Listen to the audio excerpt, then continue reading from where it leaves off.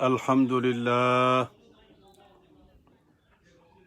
لله رب العالمين والصلاة والسلام على سيد المرسلين وعلى آله وأصحابه الطاهرين أجمعين أما بعد فأعوذ بالله من الشيطان الرجيم بسم الله الرحمن الرحيم إن الله وملائكته يصلون على النبي يا أيها الذين آمنوا صلوا عليه وسلموا تسليما اللهم صل على سيدنا محمد وعلى آل سيدنا محمد وبارك وسلم الصلاة والسلام عليك يا سيدي يا رسول الله وعلى آلك وأصحابك يا حبيب الله الصلاة والسلام عليك يا سيدي يا رحمة للعالمين وعلى آلك وأصحابك يا شفيع المذنبين۔ انتہائی واجب الاحترام دوستو، بھائیوں، عزیز بچوں، بہنوں اور بیٹیوں، السلام علیکم ورحمۃ اللہ وبرکاتہ۔ الحمدللہ ثم الحمدللہ، آج 8واں روزہ ہم نے امریکہ میں اللہ کے فضل و کرم سے اختتام پذیر کیا۔ اب اگلے روزے کی تیاری ہے، اس امید کے ساتھ کہ اللہ اپنے فضل و کرم کے ساتھ اپنے محبوب کی طفیل صحت و عافیت کے ساتھ ہمیں روزہ رکھنے کی توفیق عطا فرمائے گا اور اس کو پورا کرنے کی بھی توفیق عطا فرمائے گا، اور روزے کی جتنی برکات ہیں اللہ تعالیٰ وہ بھی ہمیں نصیب فرمائے گا۔ اور اس دعا کے ساتھ بھی کہ جتنی مصیبتیں، بیماریاں مختلف ناموں سے اس وقت دنیا میں ہیں، اور خصوصاً جو ان میں بڑی بیماری جسے ہم وبا کہہ رہے ہیں، کرونا کی وبا، اللہ رب العزت اس پاک رمضان کی طفیل، پاک کلام کی طفیل اور ان روزوں کی طفیل، اللہ پاک اس کو یقیناً یہاں سے یعنی ہم سے دور کر دیں گے، اور جو بھی اس کا اپنا نظام ہے اس کو واپس بھیج دے گا انشاءاللہ انشاءاللہ انشاءاللہ بإذن اللہ۔ دوستو، بھائیوں، قرآن مجید کی اکثر میں ایک بات کہا کرتا ہوں، وہ یہ ہے کہ ایک ہوتا ہے خلاصہ کہ یہ ہوا یہ ہوا یہ ہوا یہ ہوا، ٹھیک ہے، ماشاءاللہ بہت خوبصورت ہے، اللہ پاک توفیق دے کہ اتنا ہمارا دماغ ہو کہ ہم وہ کیری کر سکیں، نہیں کر سکتے۔ وہ کہتے ہیں کہ 100% دماغ جو اللہ نے دیا ہے اس میں آج تک 10-11% استعمال ہوا ہے، اور یہ دماغ بہت زیادہ چیزیں کیری نہیں کر سکتا۔ تو پھر میرے جیسے بزرگ بابے زندگی کا تجربہ اور نچوڑ کیا ہے؟ وہ یہ ہے کہ 1-2 آیات کا انتخاب کرتا ہوں، نمبر آپ کو بتا دیتا ہوں، اور اس کے اندر جو مضمون ہوتا ہے وہ ہلکا پھلکا عرض کر دیتا ہوں، تاکہ آپ اپنے قرآن مجید میں اس کو دیکھیں تو وہ جو بات میں نے بتائی ہوگی وہ تازہ بھی ہو جائے گی، آپ کو قرآن پڑھنے کا ثواب بھی مل جائے گا، اور کم از کم 2 باتیں تو قرآن کی حفظ ہو جائیں گی انشاءاللہ، اس امید کے ساتھ۔ آج کی جو پہلی آیات انتخاب کی ہیں یہ 2 ہیں، ساتھ ساتھ 2 آیات ہیں، اور یہ سورہ توبہ ہے، اور توبہ کا نمبر 9 ہے سورت کے حساب سے نا، فاتحہ کا 1، بقرہ کا 2، آل عمران کا 3، اس طرح کر کے ترتیب میں اگر آئیں گے تو سورہ توبہ کا جو نمبر ہے وہ 9 ہے، اور سپارہ کون سا ہے؟ 10واں۔ آیت کون سی ہے؟ 34 اور 35۔ یہ بار بار کہنے کا مقصد یہ ہے کہ ایک مرتبہ کم از کم آپ اپنے قرآن مجید کو کھولیں، ثواب کمائیں اور یہ آیتیں دیکھیں۔ آپ کو دیکھنے کا بھی ثواب ملے گا، پڑھنے کا بھی ثواب ملے گا۔ مضمون کیا ہے؟ مضمون یہ ہے کہ عیسائیوں میں درویش ہوتے تھے۔ درویش کسے کہتے ہیں؟ جو گھر بار چھوڑ کے جنگل بیابان میں نکل جاتے ہیں۔ حضرت عیسیٰ علیہ السلام نے جو کوئی شادی نہیں کی، جب 33 سال کی عمر تھی جب مالک نے ان کو اوپر اٹھا لیا، اس لیے شادی نہیں کی انہوں نے۔ اس لیے عیسائیوں کے پاس زندگی گزارنے کا طریقہ ہے ہی نہیں، تو اس میں بھی درویش ہیں۔ وہ سارے حضرت عیسیٰ علیہ السلام کی زندگی کہ جی سارے ہمارے نبی نے ایسا کیا تھا تو ہم بھی ایسے کرتے ہیں، لمبا سا چوغا پہن کے جنگل بیابان نکل جائیں گے اور وہاں جا کر کے اپنی زندگی گزار دیں گے۔ ان کو رہبانیت کہتے ہیں کہ سب چھوڑ کر بھاگ جانا، اپنی ذمہ داریوں سے بھاگ جانا۔ میرے اور آپ کے نبی نے سخت منع کیا ہے، فرمایا لا رہبانیت فی الاسلام، ذمہ داریوں سے بھاگنا کوئی درویشی نہیں ہے۔ درویشی یہ ہے کہ وقت گزار اپنے بیوی بچوں کے ساتھ، دوستوں کے ساتھ، بازار میں گھر والوں کے ساتھ، دنیا کے ساتھ، اور پھر اللہ کی عبادت بھی کر، اللہ کو یاد بھی کر، اور اللہ کے راستے پر بھی چل۔ یہ رہبانیت ہے، ہمارے یہاں نہیں ہے، عیسائیوں میں ہے۔ اور جو یہودی ہیں وہ احبار، حبر، بڑا مولوی یہ ان میں تھے۔ تو لوگوں نے اٹھا کر کے ان کو جس درجے پر بٹھا دیا، نعوذ باللہ، نقل کفر نہ باشد، اس طرح لگتا تھا جیسے انہوں نے خدا بنا دیا ہے کہ جو وہ کہہ دیتا وہ مان لیتے، کوئی آرگو نہ کرتے، وہ غلط کہے، وہ سلط کہے، وہ جھوٹ کہے، وہ سچ کہے، ہر شے مان جاتے تھے۔ اور وہ کیا کرتے تھے؟ ان کے دلوں میں شیطان نے یہ بات ڈال دی کہ پیسے اکٹھے کرو، مال اکٹھا کرو، دولت اکٹھی کرو، سونا چاندی اکٹھا کرو، تاکہ تمہارا دنیا کے اندر وزن ہو۔ یہ جتنے بھی ذخیرہ اندوز ہیں نا، سب کے دماغ میں شیطان یہی بات ڈالتا ہے۔ حالانکہ اللہ کے پاک پیغمبر نے فرمایا تھا سب سے اچھا پیسہ وہ ہے جو سرکل میں رہتا ہے، دنیا کے کام آتا ہے، اور سب سے برا پیسہ وہ ہے جو آپ بلڈنگوں میں سٹک کر دیتے ہو، سیمنٹ کی جگہ لگا دیتے ہو۔ اور سرکل میں پیسہ رہے، مارکیٹ میں رہے، چلتا رہے تو کبھی تنگی نہیں آئے گی۔ میرے نبی کی باتوں پہ غور کیا کرو۔ بدترین پیسہ وہ ہے جو ہم بلڈنگوں پہ سٹک کر دیتے ہیں، لگا کے سیمنٹ میں ضائع کر دیتے ہیں۔ اور اگر وہی پیسہ مارکیٹ میں رہتا، لوگوں کو روٹیاں ملتی، لوگوں کو جابیں ملتی، یہ کام چلتا رہتا۔ یہ لمبے موضوعات ہیں، بہرحال بتانا یہ ہے کہ انہوں نے خزانے بھرنے شروع کر دیے، اور اللہ تعالیٰ ان لوگوں کے قصے سنا کر ہمیں بھی بتا رہا ہے، ہم مولویوں کو بھی، صوفیوں کو بھی، پیروں کو بھی۔ غریب مرید تو بیچارہ مر رہا ہے، اور پیر صاحب کے پاس مرسڈیز ہے، رولز رائس ہے، بڑی بڑی گاڑیاں ہیں، اس کے گھر میں تو مٹی کا تیل بھی نہیں ہے دیے جلانے کے لیے، اور پیر کا گھر تو روشن ہے۔ یہ کہاں سے پیسے آ جاتے ہیں؟ کون سی محنت کرتے ہیں یہ لوگ؟ کبھی سوچا ہے آپ نے؟ اللہ والے نہیں کرتے ایسا، نہ۔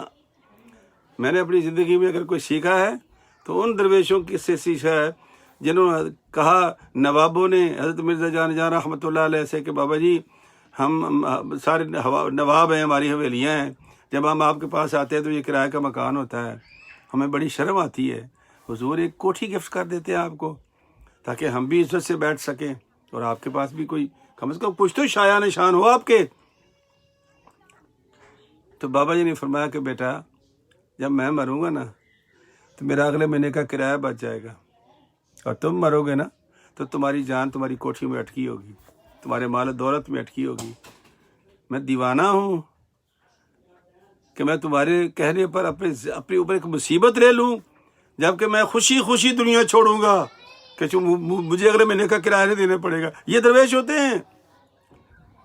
نعم الامیر، باب میر نے کہا تھا، نعم الامیر علی باب الفقیر، اور بئس الفقیر علی باب الامیر۔ بدترین ہے وہ صوفی، وہ مولوی، وہ راہب جو دنیا دار کے دروازے پر کھڑا ہے، اور نعمت والا ہے، مقدر والا ہے وہ مالدار، وہ دنیا دار جو کسی درویش کے دروازے پر کھڑا ہوتا ہے۔ یہ باب میاں میر نے کہا تھا جملہ، قرآن بیان کرتا ہے، میں نہیں کہہ رہا، نہ مجھے نہ برا کہنا، یہ خود پڑھو، اس لیے کہہ رہا ہوں کہ 34 اور 35 آیت سورہ توبہ کی ضرور پڑھنا۔ اللہ فرماتا ہے کہ پیسے اکٹھے کر لیے، بے تاشا اکٹھے ہو گئے، فوت ہو گیا بندہ، چونکہ یہاں کسی نے رہنا نہیں ہے، جانا ہی جانا ہے۔ خیال ہے کہ میں رہوں گا، نہیں رہ سکتے، نظام ہی نہیں اللہ کا۔ اللہ فرماتا ہے سونا چھوڑ گیا، چاندی چھوڑ گیا، پیسے چھوڑ گیا، زکوٰۃ ادا نہیں کی، اللہ واسطے کسی کو دیا نہیں، گھر والوں پہ خرچ نہیں کیا۔ نبی کریم صلی اللہ علیہ وسلم فرمایا کہ ایک دینار اگر آپ نے جہاد پہ خرچ کر دیا، سبحان اللہ، بڑی نیکی ہے۔ ایک دینار آپ نے غلام آزاد کرنے پہ لگا دیا، سبحان اللہ، بڑی۔ ایک دینار خیرات پہ ڈال دیا، بڑی نیکی ہے۔ لیکن سرکار نے فرمایا ایک دینار تم نے اپنے بچوں پہ خرچ کر دیا۔ سرکار نے فرمایا جانتے ہو وہ جو دینار تم نے بچوں پہ خرچ کیا ہے، اپنے بچوں پہ، وہ سے جہاد کے دینار سے بہتر ہے، غلام آزاد کرانے والی نیکی سے بہتر ہے، اور خیرات سے بہتر ہے جو تم نے اپنے بچوں پہ خرچ کر دیا۔ سبحان اللہ۔ حضرت عبداللہ ابن مسعود رضی اللہ تعالیٰ عنہ، یہ سرکار کے بڑے پیارے صحابی محدث بھی گزرے ہیں۔ ان کی بیگم کی ایک سہیلی تھی، ان کو والدین کی طرف سے مال ملا۔ پرانے زمانے میں تو چلتا تھا، جس طرح نبی پاک کی جب شادی ہوئی ہے تو بی بی خدیجہ الکبریٰ رضی اللہ عنہا مالدار تھیں، ان کے پاس پیسے تھے۔ تو ایک دن یہ دونوں سرکار کی خدمت میں حاضر ہوئیں، کہا یا رسول اللہ، ہمارے پاس تو مال ہوتا ہے تو ہم ادھر دائیں بائیں لوگوں کو تلاش کرتے ہیں کہ ان کی خدمت کریں، ہمارے خامد بھی تو درویش ہیں، ان کے پاس بھی کبھی ہوتا ہے کبھی نہیں ہوتا۔ یا رسول اللہ، اگر ہم یہ پیسہ جو ہمارا اپنا ہے اگر یہ اپنے خامدوں کو دے دیں تو ہمیں ثواب ملے گا یا آئی بائیں شائیں ہو جائے گا؟ تو چونکہ خامد ہے، سرکار نے فرمایا کہ اگر تو اپنا مال، تم دونوں اپنا مال اپنے خامدوں کو دو گے تو تمہیں 2 ثواب ملیں گے۔ کہ میری بہنیں سن لیں، میری بیٹیاں سن لیں، تمہیں 2 ثواب ملیں گے۔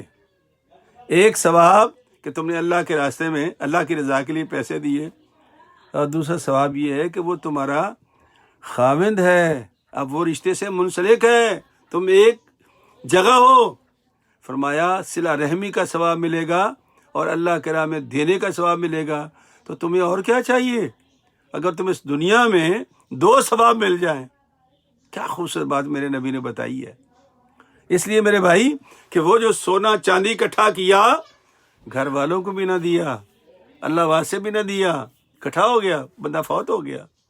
اب اس کے بارے میں قرآن کریم فرماتا ہے یوم یحما علیہا فی نار جہنم فتکوی بہا جباہہم وجنوبہم وظہورہم ھذا ما کنزتم لانفسکم فذوقوا ما کنتم تکنزون۔ وہ سونا، وہ چاندی، وہ مال اکٹھا کر کے اس کو آگ میں تپایا جائے گا، اور ایک سٹیپ بنائی جائے گی، سٹیمپ سب سے پہلے ماتھے پہ لگائیں گے، چونکہ پہلے بال ماتھے پہ ہی آتے ہیں نا بندے کے، جب اللہ واسطے مانگا جائے اس سے، یا بچے بیوی کہہ دے کہ گھر میں یہ چیزیں لانی ہیں، ماتھے پہ بال آتے ہیں، اللہ کہتا ہے ماتھا اس کو وہاں لگائیں گے، داغیں گے اس کو، اور پھر فرمایا وجنوبہم، پھر پہلو بدلتا ہے تو پہلو پہ داغیں گے، وظہورہم، پھر پیٹھ پیچھے لگائیں گے اسٹیمپ پہ، وہی مال جب وہ چیخے گا، شور مچائے گا، تو اللہ فرمائے گا ھذا ما کنزتم لانفسکم، کیوں چیخ رہے ہو؟ تم نے تو اکٹھا کیا تھا، میں نے تو نہیں کیا۔ فذوقوا، اب چکھو اس کا مزہ جو تم نے دنیا میں اکٹھا کیا تھا۔ اللہ اکبر۔ تو میرے بھائی قرآن مجید کھول کے یہ آیتیں نکالنا، 34 اور 35 10واں سپارہ ہے اور شعبہ سورہ توبہ کی آیات ہیں۔ جب آپ خود پڑھو گے نا اپنے قرآن کریم میں تو آپ کو بڑا لطف آئے گا اس کا ترجمہ بھی پڑھنا، اور پھر میری باتیں آپ کو یاد آ جائیں گی انشاءاللہ۔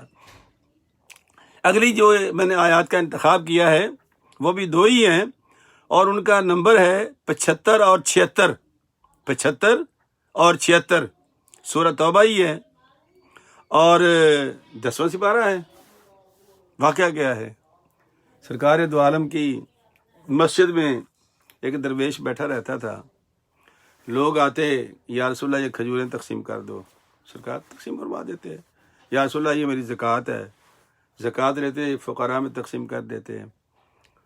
بکرا لے کے آ رہا ہے، یا رسول اللہ یہ لایا تھا، میں نے اپنے ریوڑ میں کہا تھا کہ اللہ کی راہ میں دوں گا، سرکار کے سامنے، یا رسول اللہ یہ میں نے آپ کی نظر کر دیا، جس کو مرضی دے دیں۔ گھوڑا، کیسی کیسی چیزیں سرکار کی بارگاہ میں لوگ لے کے آتے تھے، ہمارے تو دل کو ہاتھ پڑتا ہے کوئی چیز دیتے ہوئے، لیکن لاتے تھے۔ تو ایک دن وہ درویش اٹھا، مسجد کی دیوار کے ساتھ بیٹھا ہوا تھا، کہا یا رسول اللہ یہ ساری نیکیاں یہ مالدار اکٹھے کرتے ہیں؟ فرمایا نہیں۔ کہا اچھا یا رسول اللہ پھر ایسا کرو، میرے لیے دعا کرو، میں مالدار ہو جاؤں۔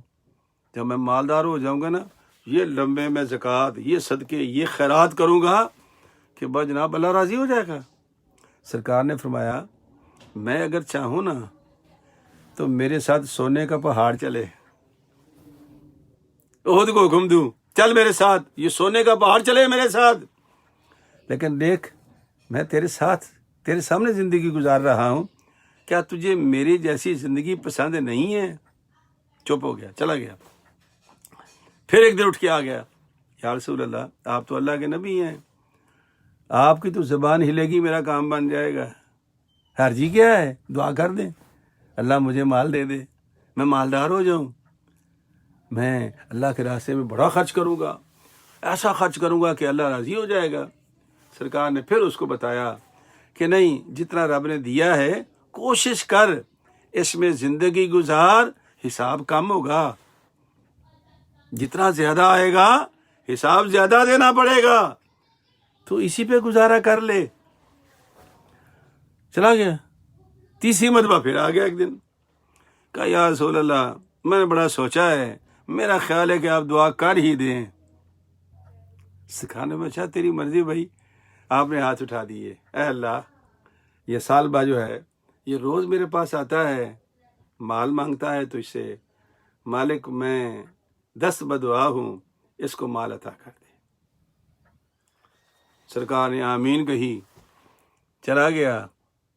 اور کہتے ہیں کہ جس طرح بکریاں تھیں اس کے پاس، جس طرح یہ کیڑے ہوتے ہیں نا، چیونٹیاں نکلتی ہیں اور یہ کیڑے نکلتے ہیں سردیوں کے موسم میں، اس انداز سے اس کی بکریاں بڑھنی شروع ہو گئیں، بڑھتی بڑھتی بڑھتی حتیٰ کہ وہ مدینہ پاک سے باہر نکلتا پورا ایک علاقہ اس نے وہاں گھیر لیا۔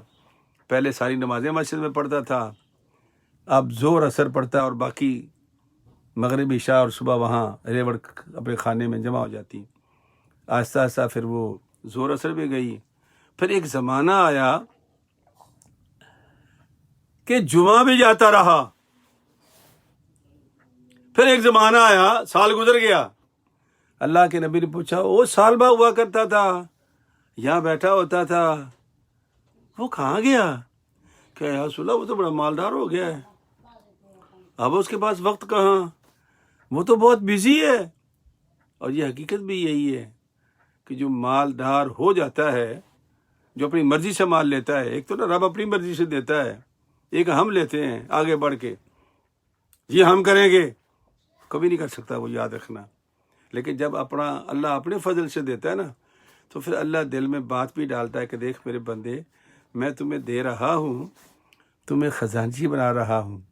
موسیٰ علیہ السلام کے زمانے میں وہ درویش گیا تھا نا ان کے پاس، کہا تھا کہ موسیٰ تو اللہ کا نبی ہے، کلیم خدا ہے، دعا کر دے، جتنا رزق میرا رب نے لکھا ہے مجھے آج ہی عطا کر دے۔ حضرت موسیٰ نے فرمایا کہ اگر تجھے آج ہی مل گیا تو کل کیا کرے گا؟ کہنے لگا جی کل کا معاملہ کل کے ساتھ ہے، دعا فرمایا، آپ اللہ کے نبی ہیں۔ اللہ کے نبی نے دعا مانگی، اس کو سارا مال مل گیا۔ اس نے اپنے بیٹے سے کہا کہ بیٹا پورے گاؤں میں اعلان کر دو تمہاری دعوت ہے۔ وہ جیسے ہی اس کے پاس مال ملا سارے گاؤں میں تقسیم کر دیا۔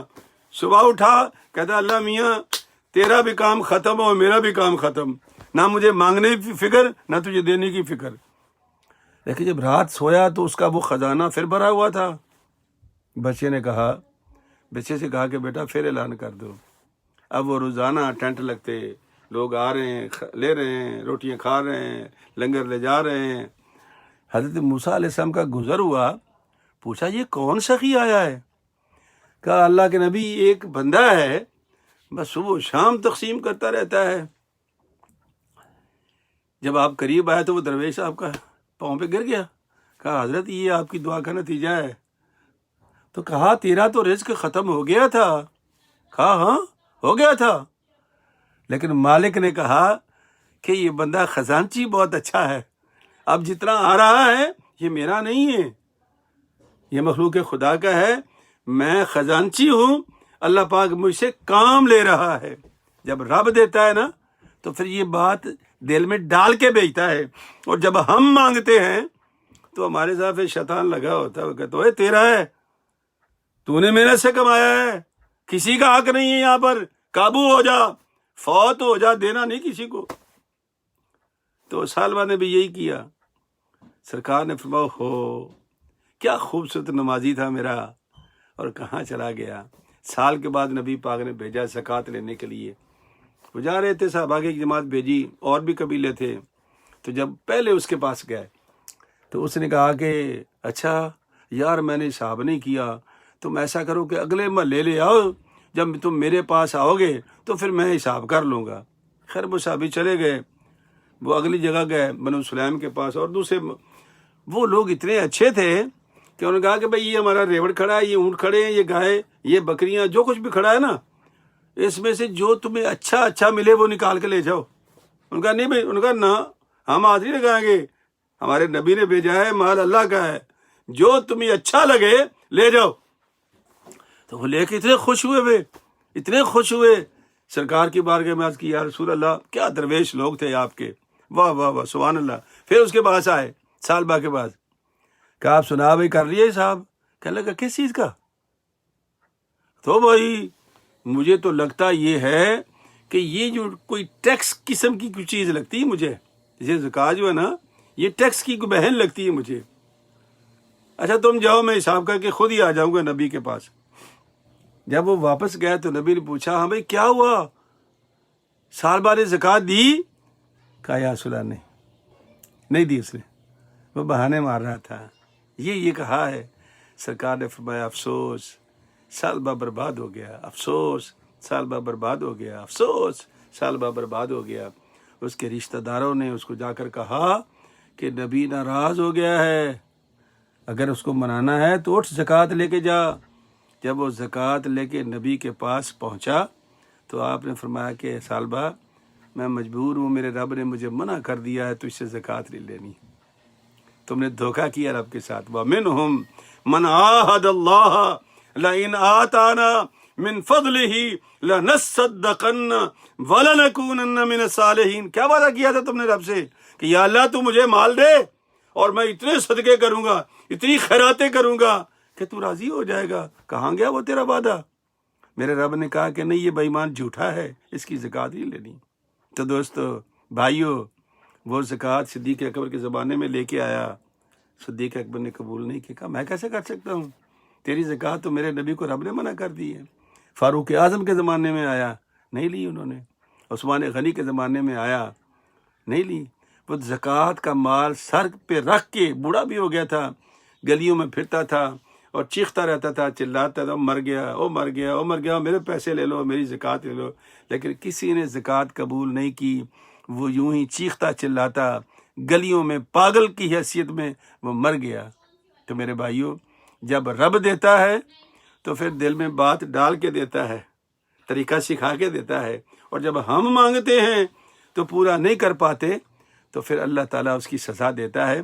تو یہ آیت نمبر ہے 75 اور 76، 75 اور 76 سورہ توبہ ہے اور 10واں سپارہ ہے۔ تو یہ دو آیات کا میں نے آپ کے سامنے رکھا ہے، پلیز اپنے قرآن مجید میں ضرور اس کو کھولیں، اس کو پڑھیں، پھر درویش کی باتیں بھی یاد آ جائیں گی۔ اللہ تعالیٰ ہمارا حامی و ناصر ہو اور ہم سب کو آنے والے روزے رکھنے کی توفیق عطا فرمائے، تراویح پڑھنے کی توفیق عطا فرمائے۔ یاد رکھنا اس مہینے میں ایک نفل ادا کرو گے تو ایک فرض کا ثواب ملے گا، اگر 2 نفل ادا کر لیے تو گویا کہ تم نے 2 فرض ادا کیے، اتنا ثواب ہے نفلوں کا۔ تو اللہ پاک بھائی ہمیں عمل کی توفیق دے، اور یہ جو مصیبت اور بلا ہمارے اوپر چل رہی ہے اللہ تعالیٰ ہمیں اس سے بھی بچائے، آمین۔ وآخر دعوانا ان الحمد للہ رب العالمین۔